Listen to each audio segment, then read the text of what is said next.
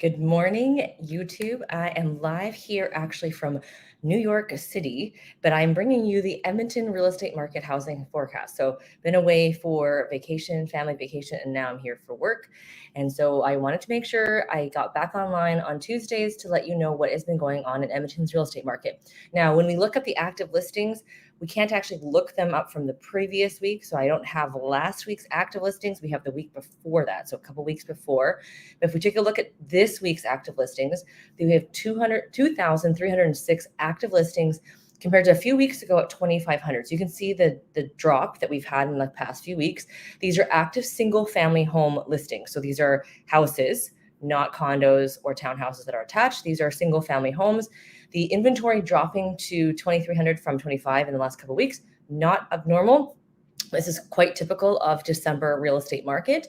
And in St. Albert, Sherwood Park, and Spruce Grove, you can see in Beaumont, not a huge difference. Now, St. Albert has a bigger drop. It went from 197 to 166 in a few weeks, but everyone else has been quite similar in terms of where they were a few weeks ago. Now, what does that mean for you as a seller? If homes are still sitting on the market, there's more choices for the buyers. Now, keep in mind, a lot of these listings have already been on the market for quite some time. So the buyers have already seen these properties. If these homes are not priced properly, they just ignore them. Even with a price reduction, sometimes they don't see them anymore because they've already seen them. So especially the prices between $350 to $550, if they're not moving within a few weeks, they're likely overpriced. Now it's taking a little longer. We're not seeing offers immediately unless they are priced properly. So you as a buyer, you know that when a property comes in the market and it's actually priced right, you're ready to jump on it. So that being said, sellers, if you price properly, things can still move at this time of year. Typically in December, we're starting to see a lot of real estate market kind of be a little bit flaky as well too.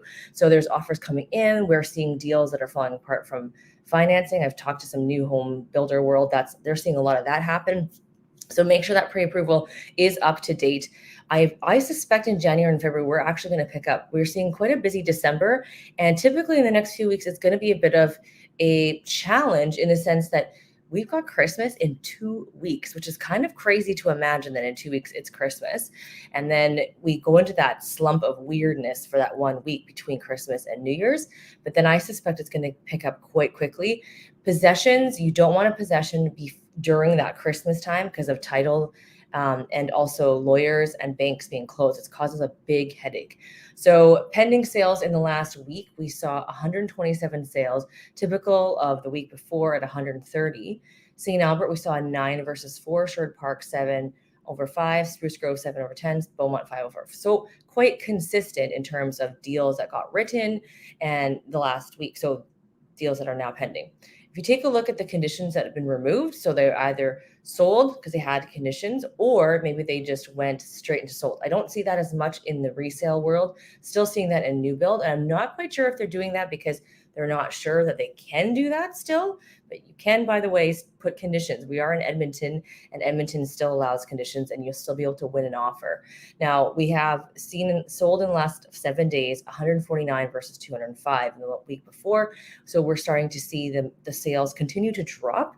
So inventory is dropping, sales are dropping, which means when they're dropping, it's still balanced. If one stays higher than the other, then the market starts to shift, right? So if sales start to go higher and inventory goes lower, do like this, then that becomes more of a seller's market.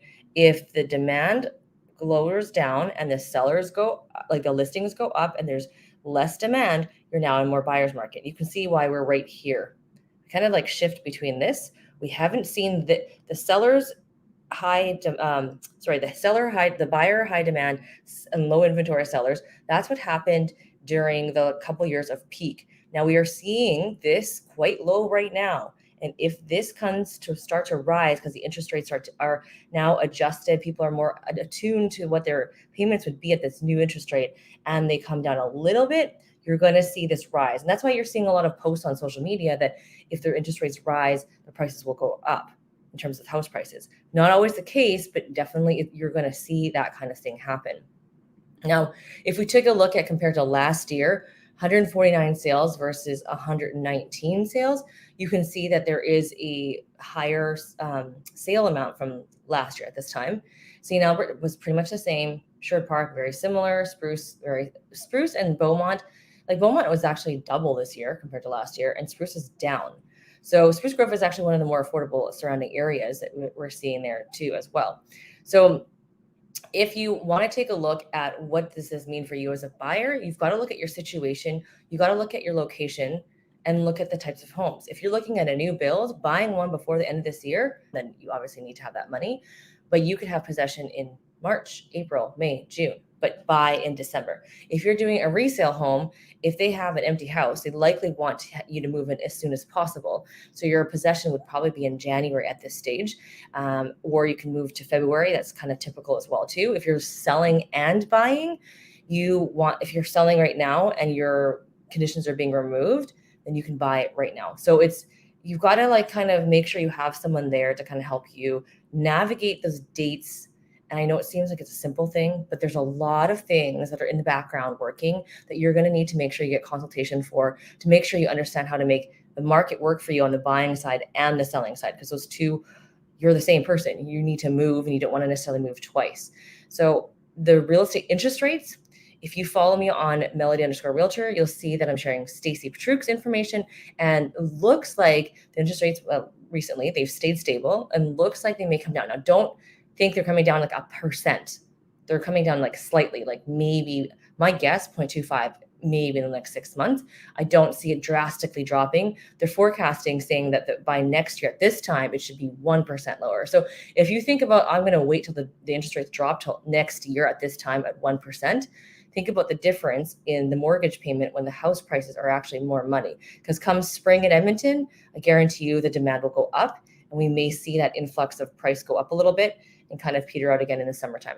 We will talk to you next Tuesday, but this Thursday, we're going to have community information. So if you're looking about specific community information on the solds, the actives, the pendings, comment in the comments below. I'll make sure to cover those communities on Thursday's live stream. Thanks so much for watching, guys. Talk